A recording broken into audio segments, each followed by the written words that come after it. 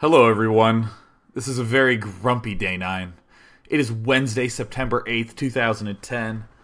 This is day 9 daily number 175.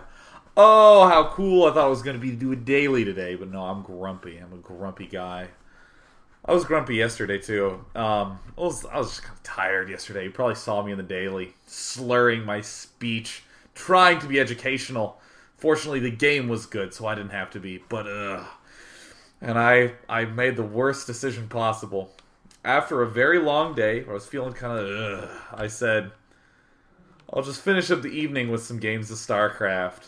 Nothing too big. Let me just play Greetorp. Was I crazy? So I played Greetorp in a bunch of games. And in every single game, he was dead. And then I lost. Like, seriously, I was at this gigantic advantage. Then I just kind of just decided that, nah, I don't want a macro anymore. So I'm feeling kind of down. Of course, Greetorp's like super positive and pleasant, enthusiastic. He's like, don't worry about it, man. You're like totally creative. You're gonna get right back in it. He's being all awesome. And by the way, he does give excellent massages as well. But still in this terrible state of grumpiness, losing, I said, I'll just play some ladder games. So at that point, that's about as smart of a decision as being like, let's just play a fun family game of Risk. I don't know if you've ever had family fights start out of Risk, but I certainly have. Because games of Risk never end with, oh, excellent game, well played. It ends up with someone just going, fuck this, like, how'd you get all of North America? You keep rolling sixes. Like, Risk, that's what it happens when you play with your family, and that's kind of what it was like playing ladder when I'm in a terrible mood. And what happened? I spawn friggin' Protoss for Protoss. Okay, so here's the thing. Here is truth. I say a lot of educational stuff, but this is the truest thing that has ever been said. When you win, chances are you're not going to be mad about that. If you lose really badly, chances are you're not going to be too mad about that. In fact, with a lot of losses, you're kind of just going to go, no big deal. But you know what makes me want to flip a desk? It's when you're like, I'll just try this, and your opponent crushes it, right? You're about to die, right? Like, you do this huge push, he kills everything, he's 30 food ahead of you, and you only have like 20 food. Like, seriously, it's horrible. But because he's so bad, he can't end it. So you start going, okay, well, I'll just expand, he's going to come kill it, but he doesn't come kill it. So you kind of go, oh my god, okay, well, I'm back in this. All right, I'm doing okay. And right as you're starting to feel confident, he like drops a bunch of Marines in the back of your base, and you're just like, ugh. Okay, and you kill that off, and you go check his expansion, and he like still isn't taking his expansion, so you're like still in the game. And this goes on for a really long time until after 45 minutes you finally lose, and oh my god. Oh, losing the game versus the guy who couldn't end it because he's so awful and gave you a million chances to get back in it, but you kept screwing it up. I had 2 of those in a row against the same guy, PvP, both games on the same map. The games were like almost identical. It was seriously as though some celestial force said, Sean, give it another go, and just put me in front of it. And I said right away and made almost the identical mistakes twice in a row. And then I get paired up against him a third time, and we cheese each other, and I lose. Like, I don't know how that happened. We, like, proxy gated outside each other's fronts on Zelnaga Caverns, and, like, he just had 2 more Zealots than I did. I don't know, my brain was whomp. So I was a little grumpy. I was a little grumpy after those games. And you know what? I can handle losses in StarCraft. That's okay. I can deal with that. But at the end of the day, my roommate's cat will never love me. Seriously, I had a rough day. It was terrible. I came home and I tried to pet Shiro the cat. And Shiro's terrified of me. Shiro just runs away and vomits in the corner every time I try to pet the cat. And like a dog, you can like trick other animals into loving you. Like with a dog, you can just be like, oh, look, it's bacon. The dog's like, oh, you're my best friend. And the dog shows it. I mean, even with like a girl, you can be like, hello, I'm day 9. She'll be like, ee! And we're like, whew, she fell for it. It's so easy, but not with this cat. I'm like, Shiro, come on, Shiro, come here, Shiro. And the cat's just like, Shiro, come on, Shiro, come on. And then I go up to the cat, and I even locked it out of like my roommate's room, because that's where it always runs back to. I was like, let's give this cat some exposure therapy, I'm gonna make this cat love me. and it vomited on my arcade controller stick for Street Fighter 4. It's a little grumpy. It's a little sad. But that's okay, because you know what? I got fan mail. I got fan mail from Cecilia in Sweden, who made Manfred into a space marine and made me just scrawling, just yeah, they're little clay figurines. So now I'm in a chipper, dapper mood. And even more so, Lee, we get to see some very cool games by Adel. So that was my excessively long tangent for the day. Apparently, I don't have anyone to talk to about this at home, because I probably would have vented to them instead of for 5 minutes on my stream. But either way, I'm sure many of you can relate. Sometimes I talk about this game like I'm some sort of all-knowing superhero, you know, like, oh, this is the way to deal with losses. Never play when frustrated. And of course, sometimes I go ahead and just don't listen to what I know is correct. And I get punished for it. Happens to everyone, and it happens to me too. So, what I love about Adel Scott is that his Protoss play does not really rely off both the geysers. He, in fact, just doesn't get one of the geysers for insanely long amounts of time.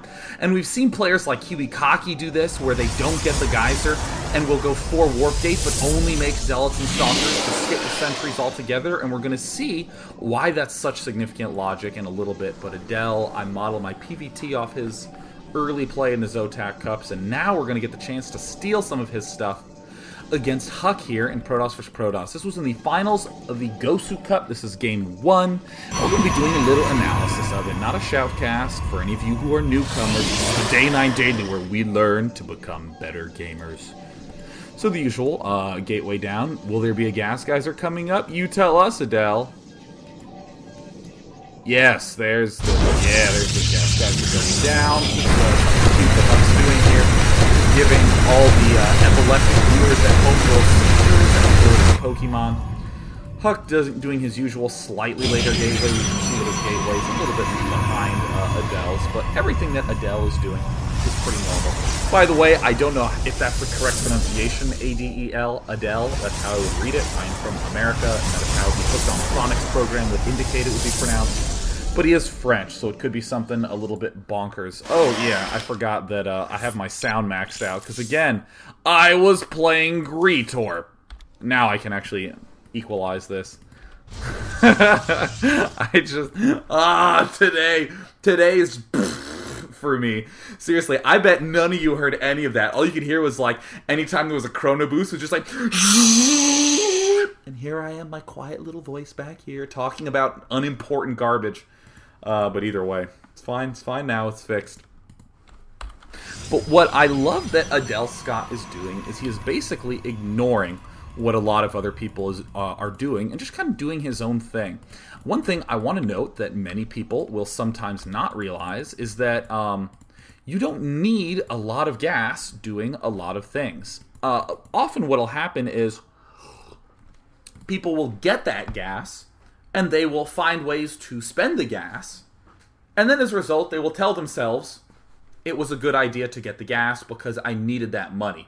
Now, I know that sounds ridiculous, but most obvious example, you'll see Protosses who get early, double gas, and they will start spending, or they'll look at their resources, and they'll be like, okay, I have 70 minerals and 140 gas, and I have a gateway not doing anything, build a sentry. Obvious. And so many Protosses were just sentry, just building sentries anytime they had extra gas. When in a sense, that may not have been the optimal choice. What may have been optimal is just to skip this gas altogether and get a few extra minerals to do some creative stuff. Skip the gas and sort of see what happens. You'll even see this in some of the other matchups where people kind of will get a little bit of extra gas and be like, oh, well, I guess I'll just get a combat shield upgrade because I can. Sure, why not? Or, you know, the Zerg will just kind of get a layer a little too early. He'll get that layer because he has the gas too. And he wants to try to spend his gas. And really the answer is sometimes just to not get so much gas. So everything that's happening right now is pretty typical stuff. Looks like 2 Zealots coming out. And I just want to briefly note this timing because I think this is kind of nifty. I need to back up quite a bit here because I think everyone, whenever their gateway finishes, will be building that cybernetics core right away. But we see Adel instead getting a Zealot right away. Is he going to be chrono boosting that? It doesn't actually look like it. He's just going to continue to chrono boost probes. And I'm going to go to the unit counting station here. HuK, of course, perhaps the most proactive chrono booster on probes in the universe. Very, very, very active. So we see that there were, in fact, a few extra probes coming out. Yeah, look, HuK, see at 18. Adel slightly behind, but Adel's going to get a Zealot out, and then there's going to come a second Zealot. And I think most people have seen the right when Gateway finishes, make a Cybernetics core, and then make one Zealot, so that way you have a Zealot and a Stalker fast, but very few people are getting two Zealots out. Now, in this matchup, especially, Zealots are very, very good early game against Terran. Terran can kite their Marauders, kite their Marines, and all this jazz. But it looks like, by getting these Zealots out very early on, suddenly our opponent can be in a very, very scary spot. And look, there's that Pylon finishing just in time. Will there be a Stalker coming out soon? Yes, yes, there will be a Stalker. Now, if we just briefly come over here to HuK's base, we see that this is an ordinary Protoss opening. We see the double gas going up, 2 gas geysers. Is anything going in it yet? Looks like it's a recently finished gas geyser. Nothing being thrown in it quite yet. I'm curious whether that's deliberate or not. With most players, I'd be like, oh, this is a very clear mistake. But HuK is good enough of a player that I can perceive this as being intentional, so that way he could get a little bit of extra money for, say, an extra Stalker. Well, there's the guys going in there. But either way, don't be too hasty to judge. Don't be too hasty to be, oh, it's awful, he's garbage. Adel's still chrono boosting largely on his probes. Okay, that's a little interesting. I want to also note that we are watching 2 games today. We're going to be watching another one after this of yet more no gas geyser style from Adel. It's actually game 2 of this series. How fortunate that Adel lined those up educationally just for me. So, looks like second gateway going down, and this, I was kind of just like, I really feel like this gateway could have been delayed after this. Nexus! Yes, early expanding, folks. A lot of people have been doing the one gate expand PvP style, something I talked a little bit about in the PvT macro daily I did not long ago. And it's very, very popular on the servers nowadays, and I love the fact that it's extending over to PvP. Now, HuK has gotten to see everything that is going down there. Has gotten to see absolutely everything. And what is HuK going to do for warp gate pushes? Now, there's something I always call a constrictor. It is the build that you need to worry about most that constricts all the options you have to do. So, no matter what you're doing against a Terran, if there's any remote chance you could be getting a Banshee with Cloak, that's going to constrict a lot of what you have to do. You have to get a robotics facility with observers. You have to get some stalkers. So it's really important to know a whole bunch of just real basic things that your opponent can do. They're really easy, and just always test new builds against those. Anytime I have a build I want to test against Protoss, I immediately say, how does it deal with a 4 warp gate? Very, very, very easy to do. What we're also going to see is HuK. Oh, yes, going for the 5 warp gate strategy. Very, very, very cool stuff. Adel Scott is going to have slightly delayed 4 warp gate, and I'm actually just going to leave this unit tab open for a little bit here. Now, both players have been relatively even in their unit production. HuK is obviously going to begin pulling away here in just a moment. But one thing to note is that the more gateways you have, that's more money you've sunk into structures, which means the only thing left you'll really have is gas. So that means you're going to have lots of sentries. To be able to support this, you're almost going exclusively Zealot Sentry, maybe bopping out a Stalker every now and again. Chances are no. If you are doing the Adel Scott 1 gas geyser style, it means you have a lot of minerals. Notice that Adel Scott has fewer units. Each of these does cost 2 food. I'm actually going to count them. So this is 5. There's another 5. And you'll notice 5 plus 5 is oftentimes 10. 1, 2, 3, 4, 5, 6, 7, 8, 9, 10. Missed that Zealot, 11. And then suddenly we're going to see a whole bunch of more units warp in here thanks to HuK's Giganto macro. But because Adel Scott's units are the strong ones, the Stalkers and the Zealots, he's going to be able to deal with this quite well. So here comes HuK with his massive force fields being very scary. And just 1 photon cannon. Now, there's a whole bunch of things I love about this battle right now. First of all, HuK planning the force fields, keeping everything at the money distance, trying to keep the Stalkers back so he can isolate the Zealots. Adel Scott, this pylon is really the superhero pylon. The fact that he can warp in outside of any pylon wall. Notice none of these probes ever left to defend. None of these probes ever left to defend. A +1 attack upgrade. Adel basically saying, yeah, I'm more than happy to push this thing to the later stages of the game. That's where I'm going to win. I'm not going to be trying to win at any point early on here. That is just so fancy. That is so cool. But again, I think that the reason this works so well is because there really are not that many sentries coming out for Adel. It's largely Zealots and Stalkers. Look at how many sentries are out for HuK. Sure, this is 4 Zealot, or sure, this is a lot of units. I mean, we can clearly just count here to see how many there are, but this is 3 Stalkers, 4 Zealots, against 6 Stalkers and 3 Zealots and a cannon. These sentries are really not going to be doing very much damage at all. With Adel Scott doing the superhero warp-in. Very, very cool stuff. And there's a few extra things that I will address, but this is a pretty straightforward example of this. And because I do want to get to Game 2 in just a moment, I'm going to speed things up just a little bit. Cannon up on the high ground, love that. Now that he knows his opponent is kind of committing to this all-in style stuff. There's no need to force a cannon here. Early on, you do need to build that cannon there because DTs will walk along this path. They'll skirt along this outside edge here, and then they'll just waltz into your base. Sounds like something that not a lot of people will do, but if you've lost to it, it stings so bad that you really do make yourself build a cannon there. But yeah, now that he knows it's all in, he can just build these photon cannons on the high ground, and that's going to shut things down pretty damn quickly. Maybe if HuK had waited a little bit longer to push in, just a pinch longer, he would have been in slightly better shape. But again, 4 warp gates making the meaty Protoss units, the very scary warp gate units, the Zealots and the Stalkers. Sentries are a support unit. Force fields are nifty, but you can only force field your way to victory so much. So gosh, I love this. And still really not emphasizing gas at all. Is there actually 2 guys in gas here? Yeah.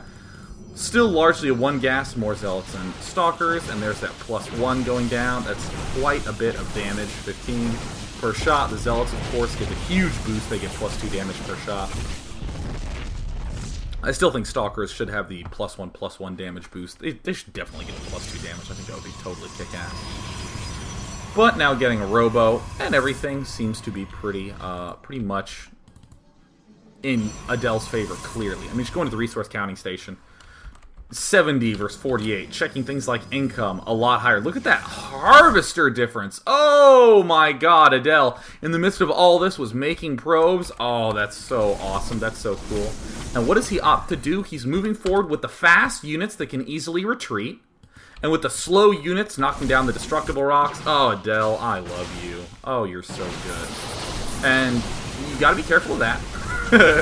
Yeah, that's not something you want to have happen, but that's okay, because he still is ahead by a significant margin. There's an, oh gosh, I love it, an observer coming out. So good, so responsive. I just want you to note how late game oriented a lot of this stuff is. Yeah, you know, I know he's supply blocked, and that's not good, but I mean, look, getting a tech structure, getting the upgrade for +1 attack, that focuses on the late game. This focuses on the late game. Opting for an Observer instead of an Immortal to do some sort of early pushing. The Observer will help get a better sense of what the opponent's doing so we can respond a little bit better. Taking another expansion. This is so good, because in fact, I don't know if any of you are aware, but like when I ladder, I like to try really crazy stuff, because what better place to try something unorthodox than against a random player who knows nothing about what you're doing. And I've been trying weird timing attacks, weird unit mixes, and in a lot of circumstances, I will get an advantage, and I've started to notice a pattern in myself, and of course this especially was clear when I watched 10 of my games in a row, that in almost every game I lost, there would be some attack I did where I lost almost everything. And then I would suddenly not have the advantage anymore. And what I'm seeing here is what Adel's doing is just such good fundamental RTS decision-making. He held off a huge warp gate push and advanced to here, where he killed off the pylon, thereby denying any more 5 warp gate aggression. And what did he do? Well, he's going to start more upgrades. He's going to get observers just to make sure, and he's going to get a friggin' expansion up. No attack at all. Anytime your opponent cannot attack you and is potentially crippled on units, why not expand? You will be guaranteed a win in the later stages. Just make sure that something goofy doesn't happen to you. As, you know, happened to me in a game I played against Greetorp where I crushed his big army, and I was like, yeah! And then I made 7 more warp gates and expanded. So I still had only Stalkers and Zealots, but I had like this sick income, and he just rolled me over with Marines, Marauders, and Medevacs. I had plenty of time to get Templar, and that's just a silly tech choice. And let me briefly explain that mistake that I just mentioned against Greetorp. Against Greetorp, when I felt like I had a huge advantage, I just made more gateways. Gateways are what I call like a mid-game unit. It's just you're getting more of the lower tech stuff. You're not getting anything extra. You're not getting Templar or Colossus, some of those big late-game units that are really necessary. So again, I should have been playing a little bit more for the late game as opposed to just trying to get so many gateways I would double crush any mid-game push, because he didn't do a mid-game push. He just waited a while and then pushed. So I got screwed there. But yes. So Adel Scott continuing to warp in, a lot of caution. Oh, bringing the Observer in, very careful attacks. We can see up onto the high ground, still steering clear from that side of the high ground, and I think very, very obviously Adel is in an advantageous position here. And HuK, who is reputed to be one of the tip-top players in the universe, lost pretty convincingly there because of that very nice timing by Adel. Now, I guarantee you a lot of you are... yeah, see, here's the game against Greetorp that I lost embarrassingly. I'm gonna smother Greetorp with rage. So I'm gonna load up a game here on Metalopolis. Yet another fancy use of just not getting that much gas. And so the first game was an example of, hey, if we don't get this gas geyser, we can do something a little extra. We can expand, and because we don't have those probes committed to gas, we can still focus a little more on Zealots and Stalkers instead of sentries, which was the thing that really bit HuK in the butt in that last game. That's not really something, well, I wouldn't really say it's what bit him in the butt per se, but he was committed more to sentries because he had more gateways and more guys mining gas. If you have fewer gateways, like 3 or 4, and no gas, you can afford Zealots and Stalkers almost exclusively. But this game, what I love about this game is an example of macro versus teching, because I won't pause. I'll just talk about it while this thing's happening. Just note, Metalopolis, close positions in Protoss vs. Protoss, going to be a lot harder to get your expansion. That's all I'll really say at the start. But let me briefly go on a tangent as HuK sends his scouting worker forward. Too often, people will look for the obvious counter. They will look for something like, oh, there are many Marines being made. I will obviously then get a Colossus, or I will obviously get Templar. What are other really obvious ones? Oh, there are a lot of roaches being made. I shall make Immortals.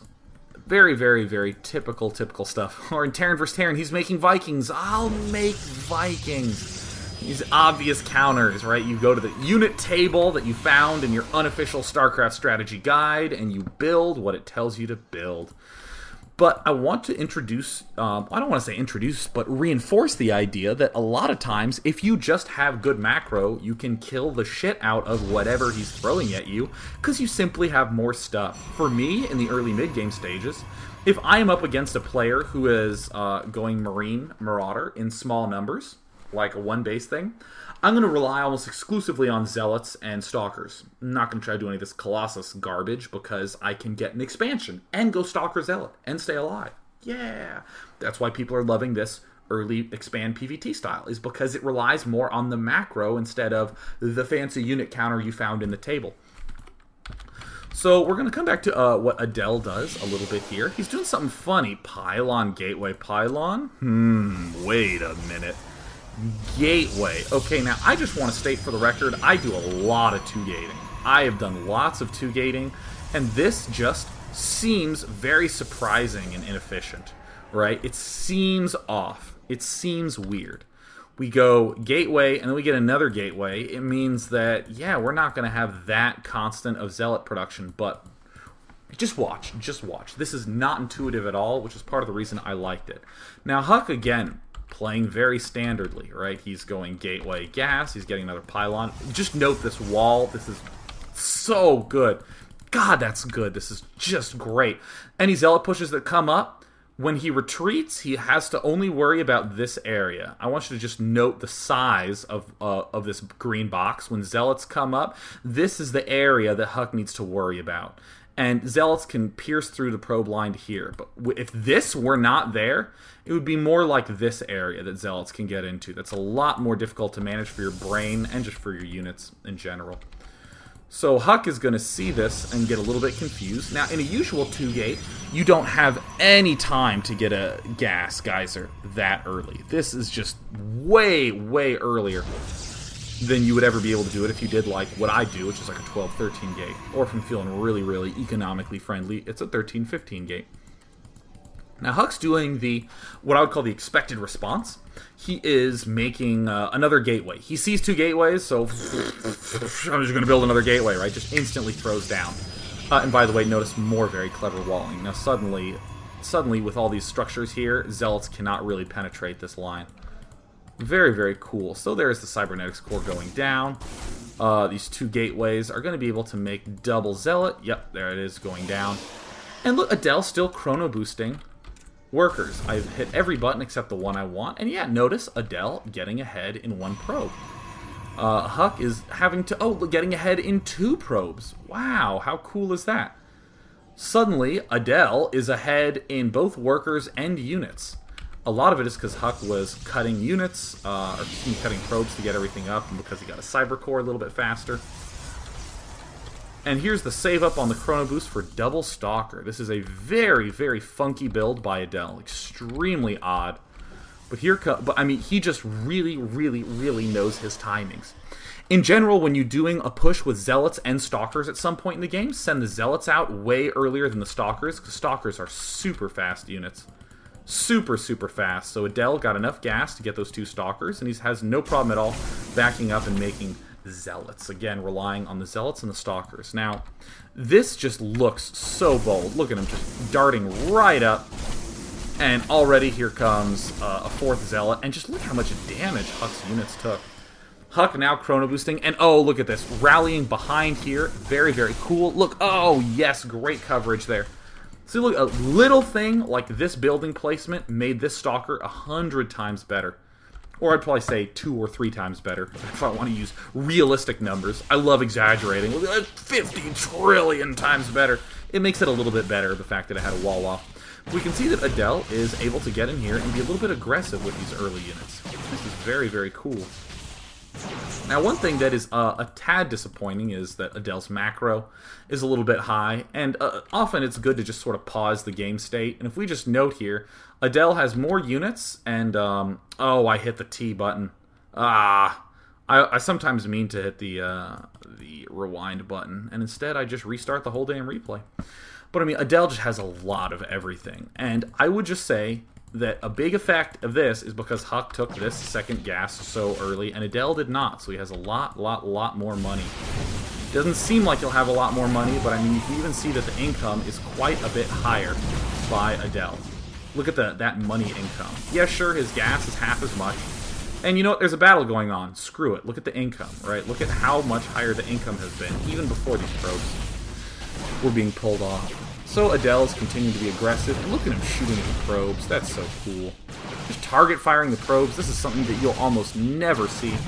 Is someone opting to target fire the probes. But you heard me talk all day about no early second gas. No early second gas. Another way of saying that is I am going to focus on my minerals as my advantage.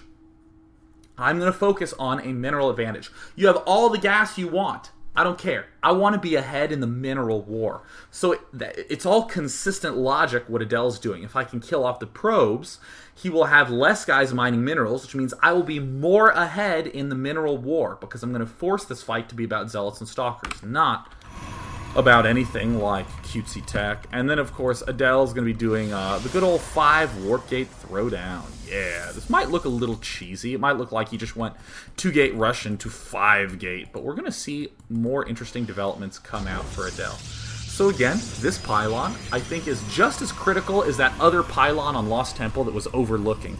If there's a big push here and force fields get thrown like this in this area, you can warp units in here. Very, very, very, very cool stuff. So there's the Forge going down yet again. Is he going for another early expansion? Oh, the mystery. I cannot wait. Now, HuK is doing, I think, a very reasonable response. He's throwing down a robotics facility. If we go to the unit counting station, he's 6 probes behind. He's took a big hit. He obviously is not going to win in the mineral battle, or, in other words, in the warp gate battle. There is no way that HuK could possibly throw down more warp gates in the terrible economic position he felt himself to be in. He instead has to rely on some very fancy unit to pull him back into the game. If this were PvP and Brood War, it would be like saying, you know, oh, the 3-gate push contained me. I can't try to bust out by me also trying to get 3-gate. I have to get a Reaver or something like that. Or if you're contained as Terran in this game, oh, I got to get a tank. Adel, again, advancing forward with the mobile fast units, not going to be moving forward with Zealots.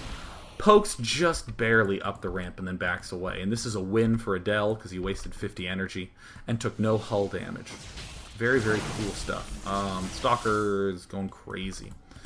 Adel is also planting down a cannon. We also see that he is getting some upgrades. There's a pylon going down. And this is the part where I, and probably many others who were watching this replay for the first time, started to kind of go, uh-oh, this is not looking that good for Adel. Because HuK can't be broken. A bad player might be able to get broken here, but HuK is going to throw down those force fields just on time every time. Adel is never going to be able to get up there with all these units. And I'm just looking around here, I'm like, Adel, you are not doing anything. You're not doing anything. Great, you built a photon cannon, so I know you're not going to die to DTs, but that's going to be about it. And then he builds an expansion, and I was kind of like, Adel's God, because there's a Colossus coming up. HuK is also chrono boosting it. Sometimes, just gonna plant this idea in your head. Sometimes it's better to let this build at a regular rate and then the chrono boost the robotics bay's extended thermal lance upgrade. So Adel ends up losing a stalker. He's gonna get an anti-contained. He's getting pushed back. And here comes Adel making only the warp gate units. 5 warp gates worth of units.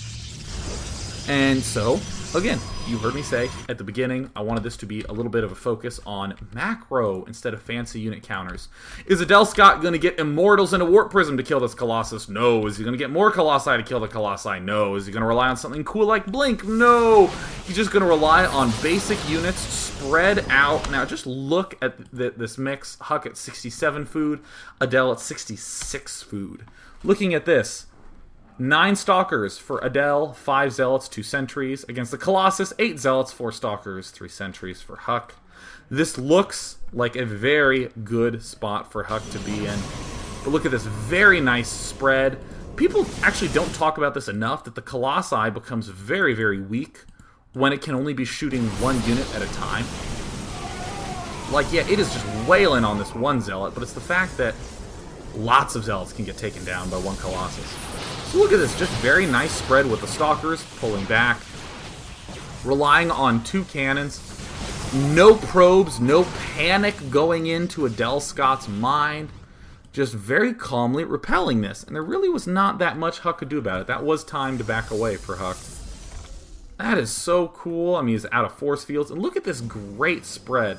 How is he controlling this? Well, it looks like he just had...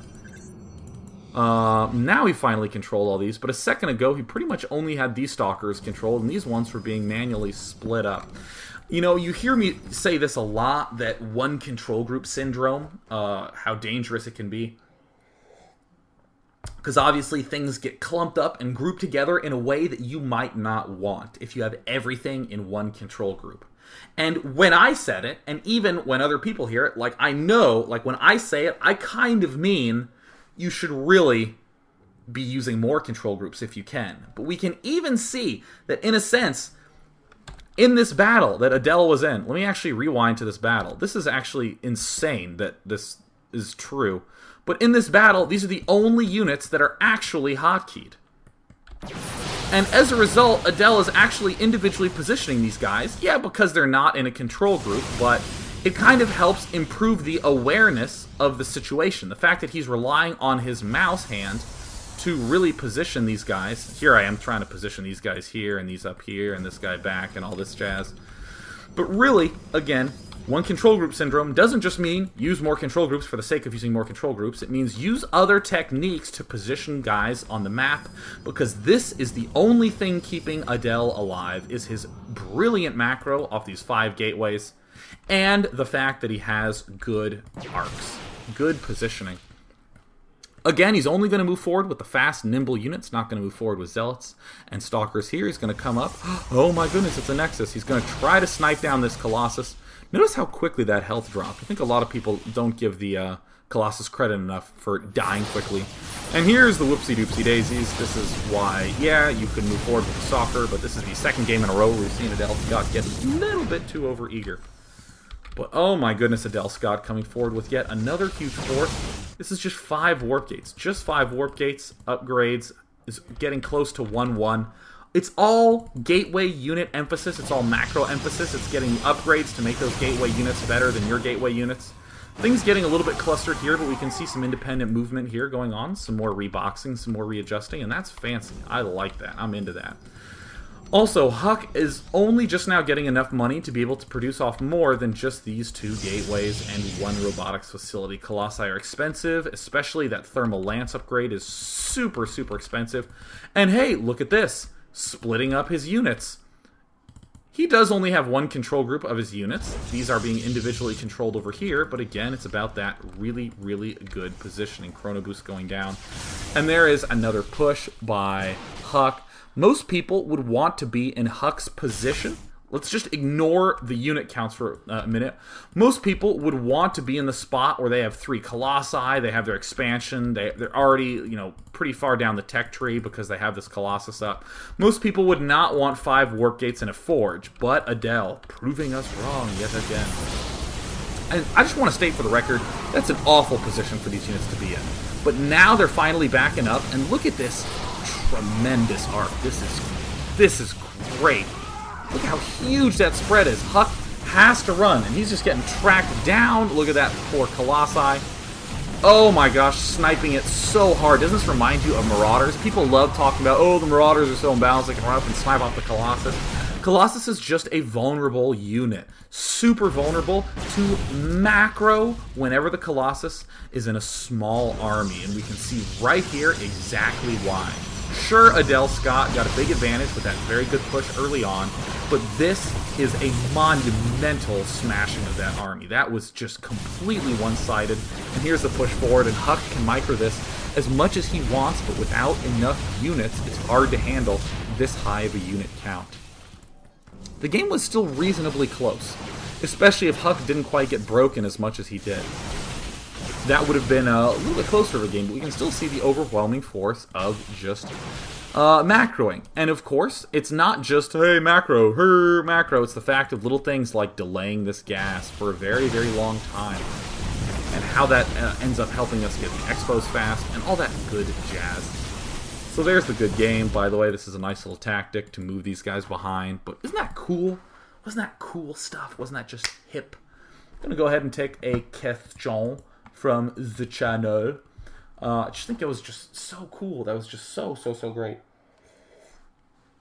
Oh, I love this. Wired 8X says, Dear Grumpy Pants 9. It's me, I'm Grumpy Pants 9. You mentioned watching your replays. It's true, I do rewatch them. And noticing trends such as having a certain type of reaction after an exchange of armies. How do you know when you have spotted a trend in your play that you need to fix? Just be very self-aware. Like, very, very self-aware. Good. Good? Good. Good.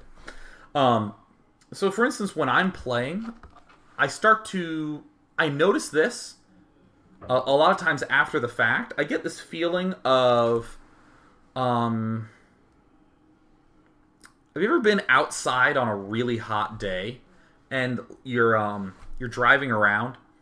For me, outside is being in a car in nature, not literally walking outside, but if you're in a car and it's really hot and you're trying to find somewhere, and you kind of get this like mild disorientation because of the heat. That happens to me when my roommates decide to turn off the air conditioning to try to save money in the house. Whenever things get hot, I notice my scope on the game dims, and I feel like I have tunnel vision. And if I'm in a slightly colder environment, I can feel it open back up again.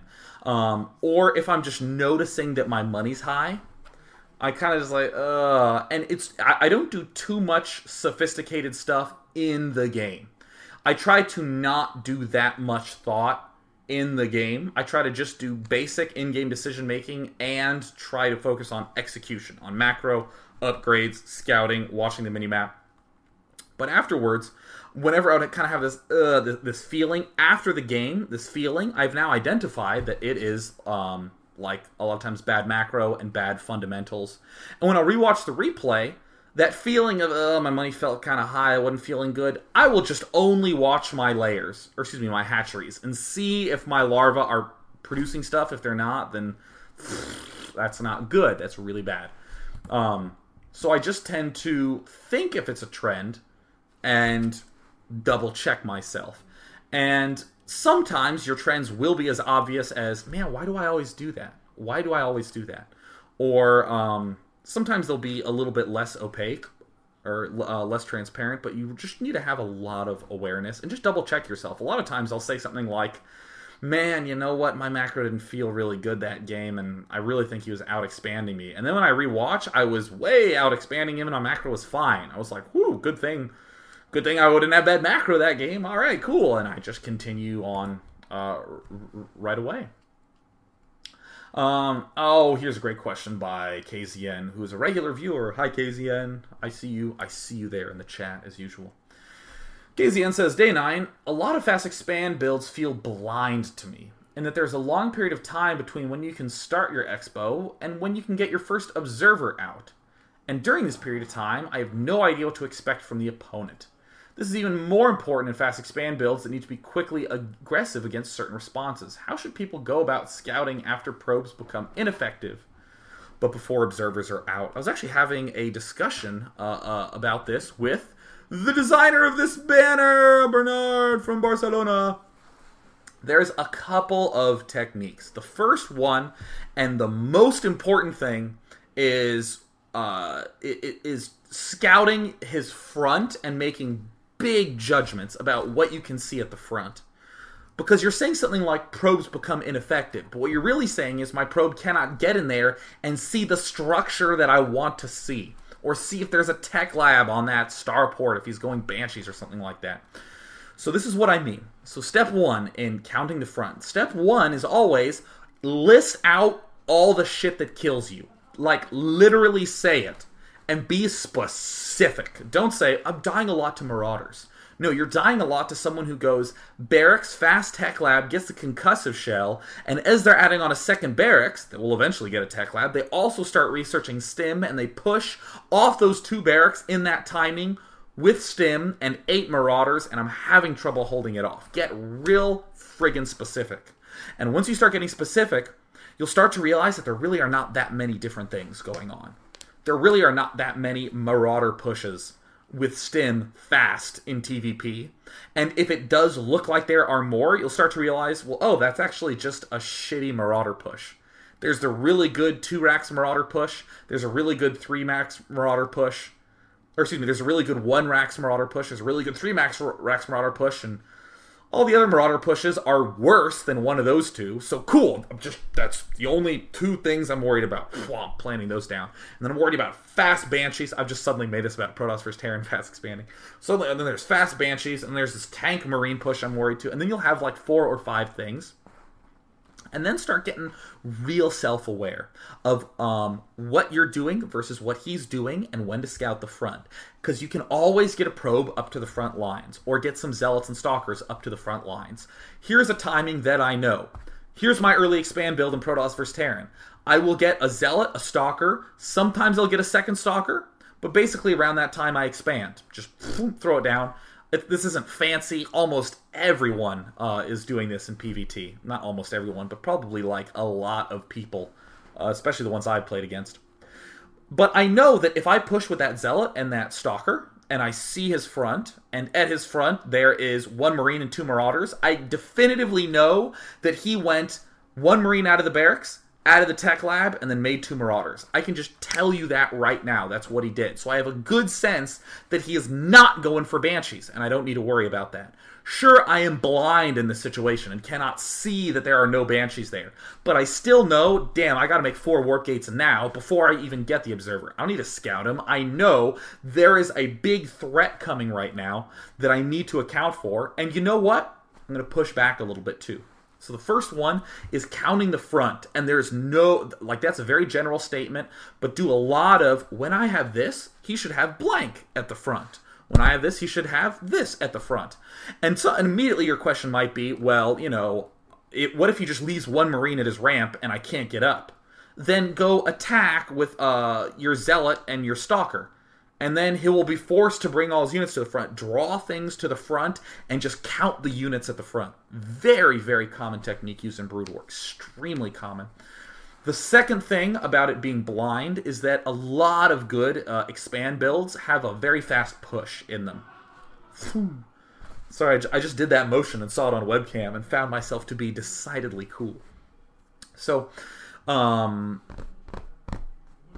the way, Nutterbutters just noted HuK always loses on the daily. That's very not fair of me. HuK's awesome. HuK should win more on this daily. HuK, I owe you one. Definitely going to start having some games of you winning. Yes, love watching HuK play. Anyways, the other thing about most early expand builds that are good is that they have some sort of early push involved in there. So, very simple early expand build. I get a Reaper, and then I expand. Right? You just get 1 Reaper, because it puts a little bit of pressure on him. Or, exaggerating this a little more, the 1 Marine, 2 Marauder, 1 Reaper push at the front is really, really good. Because against half the options you're worried about, you immediately win. If for some reason my opponent was going for like the Colossus rush, which is weirdly popular nowadays, even though I think it's really weak. If he's going for a Colossus rush, this Marine, 2 Marauder, 1 Reaper push kills your opponent. It breaks the ramp, you get to see everything. If his ramp gets held and he has a bunch of units there, you say to yourself, oh, cool, I know he's not Colossus rushing. I know he's not doing some sort of immortal drop. I know he's not block. He's probably getting a lot of gateways, and then you can respond accordingly. Very similar to counting the front, but again, having that early push in there to outright eliminate a lot of situations is really, really, really good. Too often, people will fast expand, and they will just say to themselves, okay, how do I defend that? How do I defend that? How do I defend that? How do I defend that? Am I defended? Now I have a fast expand build. Not always the best. What we really want to do is say, how do I defend that? And how do I defend that? And how do I just kill this before it ever gets off the ground and kill this before it ever gets off the ground? So that's why a lot of people are getting very fast stim in Terran vs. Protoss early expands. That's why a lot of Protoss players are doing like expand, then 4 Warp Gate, because then they can shove right back. That's why a lot of Zerg players get speed Zerglings when they early expand, because they can just constantly put this pressure up at the front. So I'm going to take 2 more questions. That was a little bit long of a response, but I think that was I think that was damn good. Woo! Yeah! Ow! Yes. Alright, cool. Okay, so I'm going to take this question by Corrupt Zero, and then one more. It says, Dear Day 9, I'm a high platinum trying to break into Diamond. Every matchup, I 4-gate as an opening, and I feel that everyone is expecting it. How do you think I can help vary my play while still moving up? Now, one thing to note about Corrupt Zero, what he said about I 4 Warp Gate every matchup. A lot of people are probably going, oh, why do you only do 1 build in all the matchups? You should clearly think about it differently. Honestly, with Protoss, you actually can 4 Warp Gate all 3 races and get to the top of Diamond. I was thinking there was some player who, after I said that, messaged me and said, hey man, I was 4 Warp Gating everyone, and I'm like the 15th ranked player in the world, and I don't know shit. And I was like, cool! Exhibit A! You know, so I don't think there's anything necessarily wrong with that, but yeah, there is that feeling of how do people are expecting it, how do I vary my play while still moving up? This is a natural thing that happens. There's nothing specific to the 4 Warp Gate. There are tons of strategies that are good. They're just solid and are pretty damn easy to execute. 4 Warp Gate was one of them. There was this rush in Brood War called the Hanbang push in Terran Berserk that was real easy to execute. There was the Bulldog play in Protoss vs. Terran that's very easy to execute. Half these words don't even mean anything to you, but there are strategies that are easy to execute that were giving people wins for very, very, very long times, and suddenly people just sort of figured it out, and there was this, all good strategies sort of come to an end, and that's okay. That is okay. There's nothing bad about that. But what I would definitely say is I don't want you to abandon your 4 Warp Gate because you have some intuition you've built up there. There's some comfort that you probably have with Stalkers, Sentries, and Zealots doing all your jazz early game. So do something that Noni does, which is to go 3 Warp Gate and then expand pretty fast. It's almost the same thing. You still do the attack early on, but it's not like a rush to win. It's just like a push that just gently screws with them a little bit. It can win, doesn't have to. It can. It kills stuff outright, but most of the time it just sets you up for a very nice early expansion. Cool. And then you can start thinking about what to do afterwards. So almost always what I say to people is when they're trying to figure out a style of play, start with the mid game, and then decide what you want to do in the later stages of the game, and then come back to the opening last. Last. For me, this is what I said in Protoss vs. Terran, this early expand style that I'm really liking. That actually, yeah, you saw me do the daily on it before. I want to get 3 bases kind of quick in the mid game.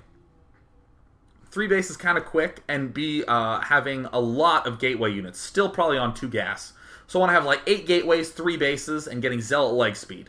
In the late game, I want to be getting Templar, I want to be doing Warp Prism harassment, I want to be taking my 4th base, I want to be getting those upgrades, I want Storm.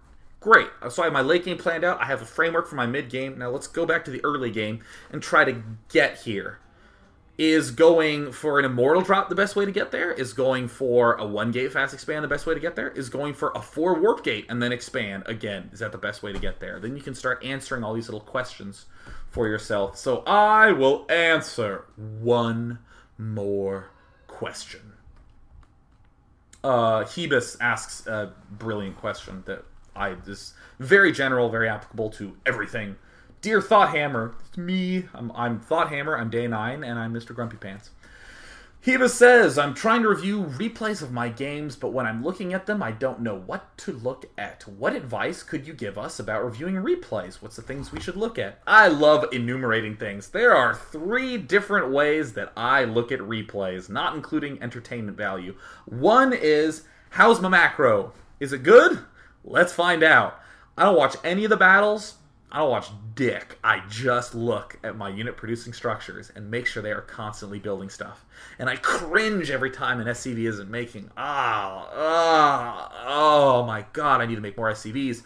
I had 5 barracks. I would produce 5 marauders. They'd all finish. Come on, me. Come on, build stuff. God, I had to wait 10 seconds for the next production cycle. That means I could have just not built the 5th barracks and been making out of 4 constantly, and I'd still be broke. But because my macro was bad, oh my god, I convinced myself that a 5th barracks was okay when it clearly was not. Okay, so there's one way. Is my macro good? A lot of times when your macro is bad, you will be doing things that you didn't actually need to do, such as adding more unit producing structures because your money got too high, or you were not expanding quickly enough because you weren't making enough probes, so you weren't getting enough money. These sorts of things. So look at macro. Another one that I would say comes after the macro step. So once you're, like, after you've done 10 games where you've really worked on your macro and tried to improve that, the next thing I look for when I watch my replays is timings. I really want to get a sense of what he's doing based on what I'm doing. If you've done a build 15 times in a row, you kind of know, okay, I don't need to worry about Banshees yet. I'm just not worried about Banshees. Like, yeah, he just can't have Mutalisks right now at this point because I just know that that's true.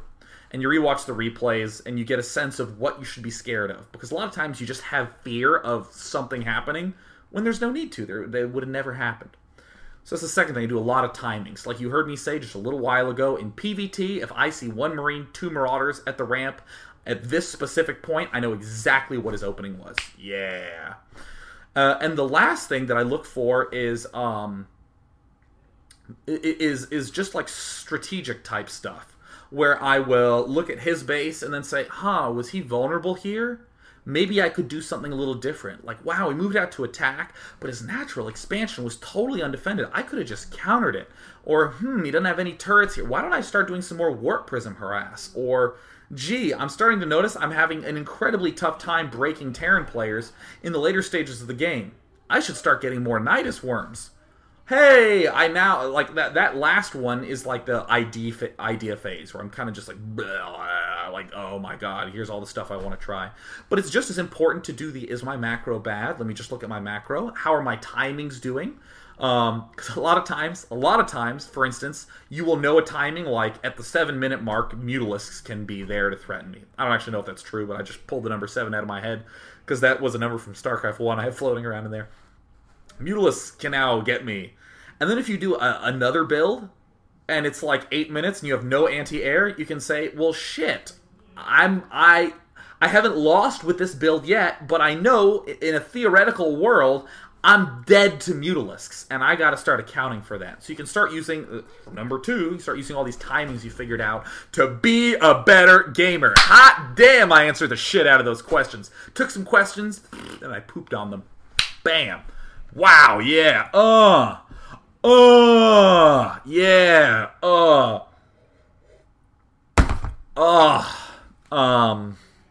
Now there's an announcement I had to make. Oh, hey, I'm shoutcasting WCG USA Brood War Finals. Woo, thank God, a game I actually know shit about. Yeah, that's awesome. Oh yeah, by the way, because someone's asking what was the third thing. The 3 things in replays. Make sure your macro's good. Watch for your timings, and watch for strategic openings where you could do wildly different stuff than you are doing. So I'm doing WCG USA Finals cast this very weekend. So if you're going to go be there, I'm going to go be there too. Upcoming other things. I'm going to BlizzCon because I got in line of the queue and I didn't make it. So my friend bought me a ticket. So I think I paid him back. No, I paid him back. Okay, thank God. I always have these realizations about money on the air. I'm like, he bought my ticket, and No, I paid him back. Okay, good. So Whomp will be there. You should totally come up and say hi to me, because I like saying hi to people. A little bit long of a daily, but you know what? It was good. It was good. It was good. Good. Shazam the flam. Shabam. Peacing out. See ya.